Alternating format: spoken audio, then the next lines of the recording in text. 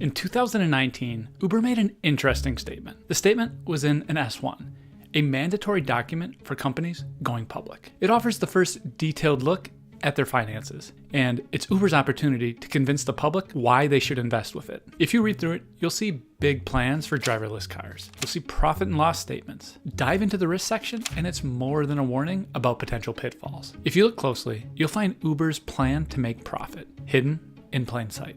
As we aim to reduce driver incentives to improve our financial performance, we expect driver dissatisfaction will generally increase. Translation: we plan to turn a profit by paying drivers less.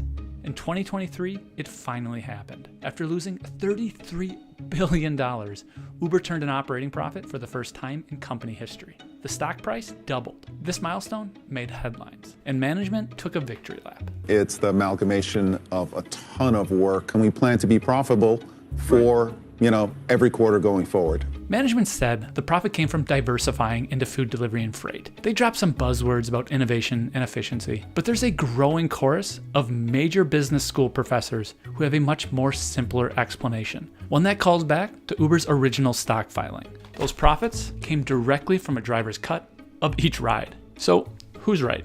Well, let's take a look at the evidence, the academic research, the financial statements, and we can understand why Uber could now view controlling this debate just as important as their app functioning. Because if the truth gets out, Uber's profits could be in serious trouble. In the early days, Uber used investment capital to subsidize driver pay and passenger fares. This is Mariah Montgomery. She's the National Campaign Director at Power Switch Action. And we're working alongside rideshare drivers in different cities who are fighting for better standards and more protection on the job.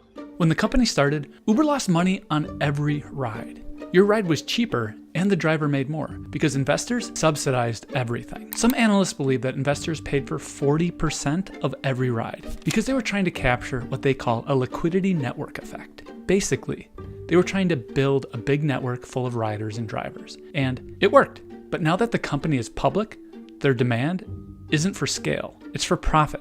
Uber has 75% of the ride-hail market nationally now, and they have taken advantage of that as demands from investors have changed. I think that the era of pricing, of fighting purely based on price is over, right? That was 3-4 years ago when it was just about volume, but investors now want profitable volume. And if the only thing you have to offer is a lower price, you're not offering much ultimately. In December 2023, Columbia Business School professor Len Sherman started crunching the numbers. Working with reliable third-party data, he found that Uber's profitability was easily explainable if you were willing to admit something unsaid in polite circles. Basically, Uber was charging consumers more and paying drivers less. The charging more was obvious. Like nearly every other company, Uber raised prices throughout the pandemic, way more than inflation. Fares are up 65% since Uber went public. But proving that Uber was paying drivers less was tricky because management hardly gave clear answers. According to Sherman's analysis, at the start of 2022, the average fare was about $21, with the driver earning a little over $13. That means that Uber took home the remaining amount, or 35%. By 2023, the average fare was up to over $21, but drivers, they were making less. Uber's take increased to over 40%. How did they pull it off? Well, technology. Historically, drivers were paid based off of trip distance and duration. With this, Uber flipped the script with something they called upfront fares plus destination. This new system uses a complex secret algorithm that weighs a bunch of different factors to set prices. On the upside, drivers can now see their pay and destination before accepting a ride. On the downside, there's a growing concern that Uber might be pushing drivers into a corner, offering drivers who skip the less lucrative fares fewer rides, which creates a race to the bottom. Sherman isn't alone. Investment analysts are coming to similar conclusions. A forthcoming paper, spearheaded by a Wharton School professor, found that in New York City, Uber's take rate has increased significantly, while Lyft's has decreased. Last year, we published a video with an organization called GetFair. They found that Uber's take during surge prices was over half. Since the introduction of upfront fares, Uber's profit margin has expanded. Uber disputes that they're taking more money from drivers, and we don't know for certain who's right about this, because Uber refuses to share the actual data. To paraphrase that Wharton professor, Uber's written response to all of this is essentially, you're not seeing what you're actually seeing. Your eyes are lying. Right now, Minneapolis politicians are actually listening to the research and drivers. They passed a minimum wage law for rideshare operators within the city. As a result, Uber is threatening to exit the entire state, arguing that wage regulations could make operations unprofitable and force them to increase prices. We wanted to test that claim. Her team analyzed millions of rides across two similar markets, Chicago and New York. Both are densely populated major US cities. And they're the only two cities in the US that we're aware of that make data on fares at the trip level, every single trip, available to the public. Uber is forced to turn over that data by those governments. They're also a really good comparison because they have one major difference, which is New York has had a pay standard since early 2019, and Chicago currently does not have any kind of pay protection or pay standard for drivers. What we found is that over the 4-year period after New York put its pay standard in place, fares in Chicago actually rose at a higher rate than they did in New York, which is the opposite of what you would expect if Uber's claims were true.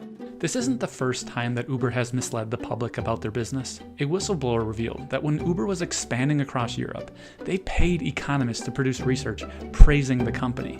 They then fed that research to journalists to support their cause. You can't trust Uber's claims because they've too often been shown to be misleading the public. And right now, Uber and Lyft don't release detailed data around driver pay, prices, and take rates. Instead, they flood the airwaves with talking points that run counter to independent research and their own stated strategy. I think, policymakers should treat it like a negotiation that's happening via the press, which I know is uncomfortable, rather than, a good faith response to public policy. Cities now face a crucial call to mandate that these rideshare companies open up their trip data. This would not only arm drivers with the knowledge of their earnings and strengthen their push for fair wages, it would give politicians and policymakers information they need to actually make a system that works for the city, not for the company. I don't trust what Uber says. They have too much of a track record of misleading the public for corporate gain, and drivers have a lot of information about how the platforms actually work, and we should give a lot more credence to what they say about what they're experiencing every day. These companies need our cities. Cities are where they make all of their money. They don't want to leave. Yes, they're throwing their weight around, but we as cities, as the public, as elected leaders, should throw our weight around as well to do what we need to do for our constituents. Thanks for watching.